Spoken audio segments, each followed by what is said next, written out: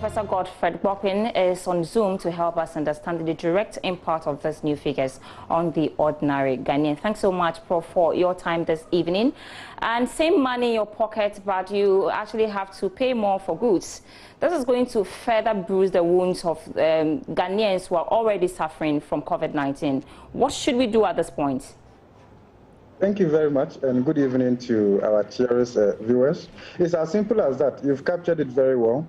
COVID-19 has exposed the vulnerabilities in our economy beyond what perhaps the ordinary Ghanaian can bear. It's as simple as that. I think we know people have lost their jobs. We know that salaries have not been adjusted necessarily. Of course, we have seen some cushion. Maybe government was being proactive. Cushion from electricity, cushion from water, and all of that. These are these interventions are very, very necessary.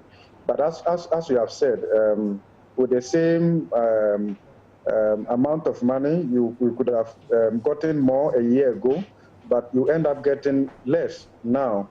And it's simply because of COVID-19, panic buying and all of that, and also other kind of behaviors in the market contributed to the rise in price. So essentially, it dwarfs your pocket. It dwarfs my pocket. Essentially, what it means is that in terms of our purchasing power, that has gone down significantly. Perhaps, I'm not too sure government has further fiscal space to be able to cushion Ghanaians. Maybe we just have to absorb it and then plan. And I think that I agree with the government statistician that it is possible we have food items in the rural areas, but then we have to make sure that we get them to where our mouths are. So the distance between where the farmland is and where our mouth is in Accra or in the urban and peri-urban areas needed to be resolved so that we are able to improve on the local supply chain.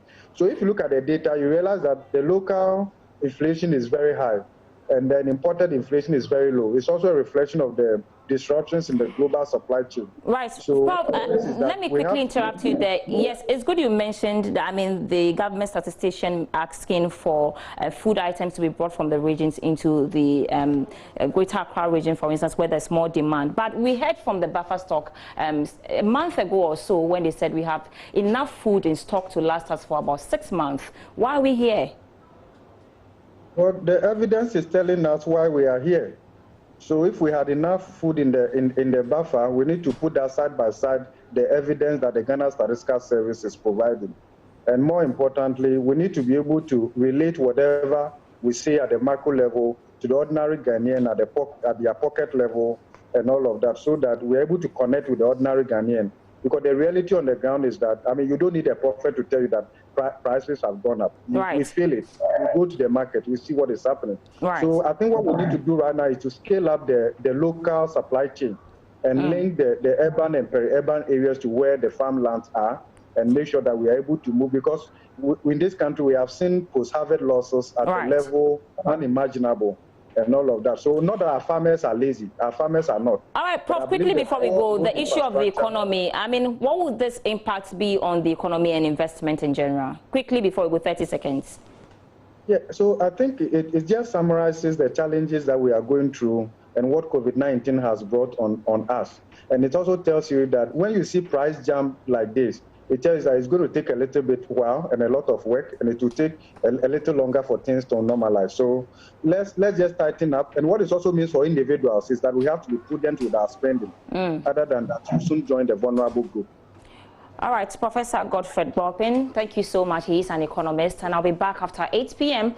with more business news updates. My name is Sandra Esinamapeno. Thanks for watching.